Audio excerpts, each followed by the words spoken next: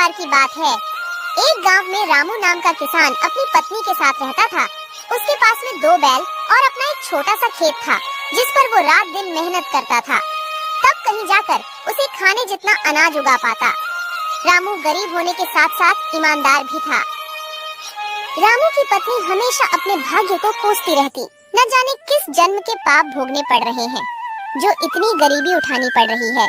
न जाने भगवान अपनी किस दिन सुनेंगे। अरे भाग्यवान, अपन कर्म के अलावा और कर भी क्या सकते हैं।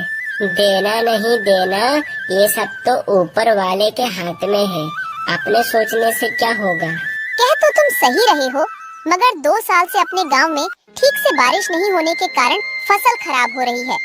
गांव में बाकी किसानों के पास तो गाय भैंस है, जिससे उनका तो गुजारा चल जाता है, मगर अपने पास तो केवल एक छोटे से खेत के अलावा कुछ भी नहीं है। और बारिश नहीं होने के कारण उस खेत में भी फसल नहीं होती। पता नहीं इस बार भी क्या होगा। हाँ, ये बात तो तुम सही कह रही हो।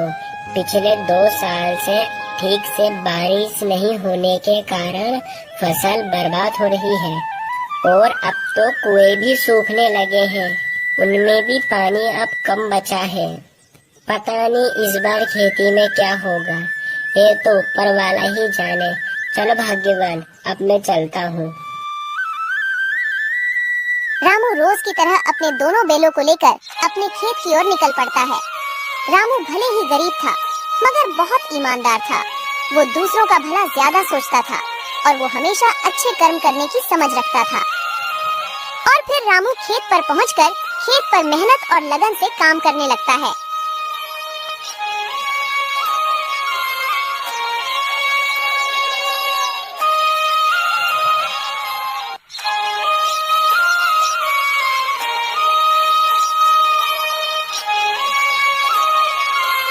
फिर थोड़ी देर बाद, अरे इतनी धूप में काम करने के बाद अब मुझे भूख लग रही है और अब तो मेरे ये दोनों बैल भी थक गए हैं।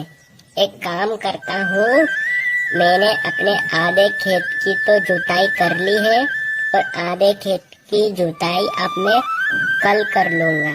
मेरे ये बेचारे बैल भी थक गए हैं। चलो चलो अब अपन घर चलते हैं। रामू खुद से ज्यादा अपने बैलों का ख्याल रखता था। वह अपने बैलों से ज्यादा काम नहीं करवाता और रामू अपने घर पहुंच जाता।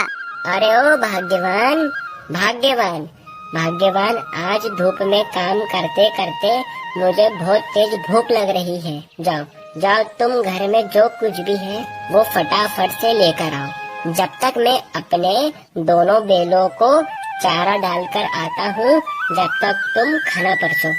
इतने ही बीच में उन्हें एक आवाज सुनाई देती है। ये किसकी आवाज है? वह दोनों बाहर निकलकर देखते हैं तो एक साधु महाराज उनके घर के बाहर भिक्षा मांगने के लिए खड़े होते हैं। जो कुछ भी घर में हो, चावल, गेहूँ, बाजरा, दाल, वो मुझे दे दो बेटा। अरे साधु महाराज, हम सब पहले से ही इतने गरीब हैं। हम जैसे तैसे करके अपना जीवन गुजार रहे हैं। ऐसे में हम तुम्हें कहाँ से दान दें? गरीब किसान की स्थिति देखकर बाबा जी समझ चुके थे और बोले, कोई बात नहीं बेटा, कोई बात नहीं। ठीक है बेटा, अब मैं चलता हूँ। मैं किसी और घर से भिक्षा मांगकर खा लूँगा। अरे भाग्यवान, अपने घर में बाबा को देने लायक कुछ भोजन है क्या? क्या अपने घर में कहाँ से आएगा? अपने घर में बाबा को देने लायक कुछ भी नहीं है। केवल थोड़े से चावल थे जो तुम्हारे लिए बने हैं। अगर वो बाबा को दे देंगे, तुम्हें भूखा रहना पड़ेगा। रुकिए बाबा, भाग्यवान जाओ, जो मेरे हिस्से का भोजन है वो जाकर बाबा को दे दो। मगर फिर तुम क्या खाओगे? अगर बाबा को तुम भोजन दे दोगे, फिर घर में एक अन्न दाना तक नहीं है। तुम्हें भूखा रहना होगा। उसकी चिंता भाग्यवान तुम मत करो, मैं तो भूखा रह लूँगा। मगर बाबा को मैं अपने घर से भूखा जाने दूंगा तो मेरे गले से वैसे भी खाना नहीं उतरेगा। जाओ, तुम बाबा के लिए वो भोजन ले आओ।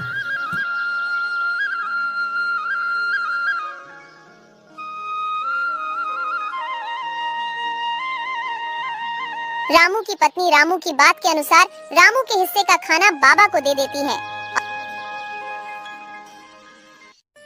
धन्यवाद बेटा, धन्यवाद। भले ही तेरे अभी बुरे दिन चल रहे हैं, मगर ऊपर वाला सब देख रहा है। वो तेरी एक दिन अवश्य सुनेगा बेटा, धीरज रख।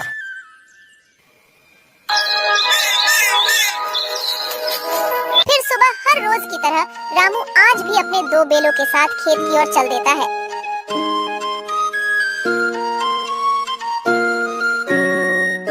अपने खेत की जुताई कर ही रहा था तो फिर इतने में एक अमीर व्यक्ति रामू के खेत के किनारे से गुजर रहा था और रामू के पास आकर कहता है, अरे भाई, यहाँ आसपास कहीं पानी है क्या?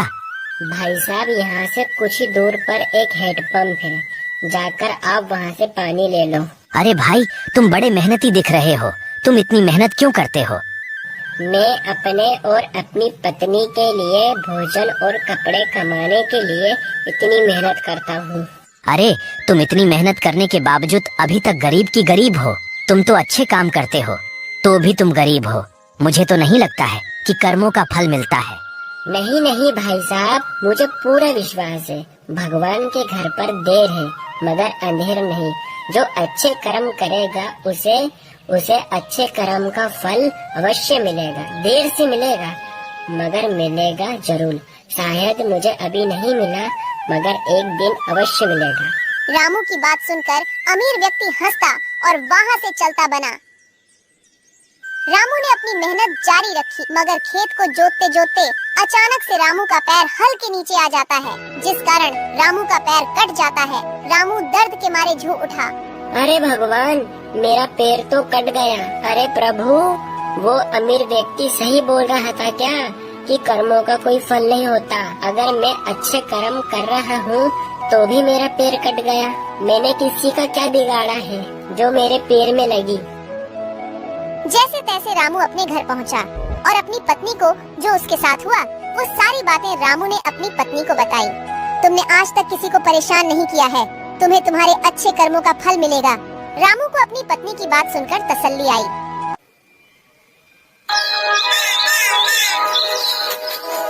फिर अगले दिन रामू जख्मी होने के बाद भी अपने दोनों बैलों को खेत की ओर ले जाता है।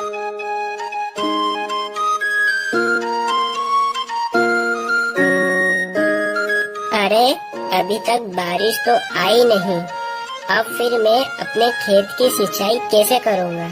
चलो एक काम करता हूँ, अपने खेत के कुएं में जाकर देखता हूँ उसमें कितना पानी है। अगर उसमें पानी हुआ तो अपने खेत की सिंचाई करूँगा। अपने खेत के कुएं के पास में जाता है मगर कुएं में एक बूंद भी पानी नहीं था। कुआं पूरा सूखा पड़ा था। अरे मेरा खेत का कुआं तो पूरी तरह से सूख गया। अरे भगवान, ये कैसी परीक्षा ले रहे हो? घर में अन्न का एक दाना नहीं और अब तो मेरा कुआं भी सूख गया है। इस बार खेती में कैसे करूँगा भगवान? एक काम करता हूँ, मैं अपने कुएं के अंदर जाकर खुदाई करता हूँ। अगर पानी निकल जाए, ए भगवान कृपा करना प्रभु। इतना कहकर रामू कुएं के अंदर उतरकर खुदाई शुरू करता है।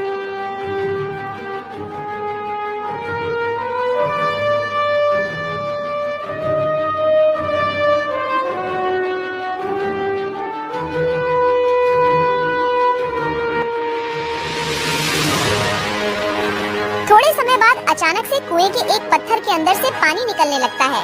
ये पानी कहाँ से आया? मुझे तो अपनी आँखों पर विश्वास ही नहीं होता।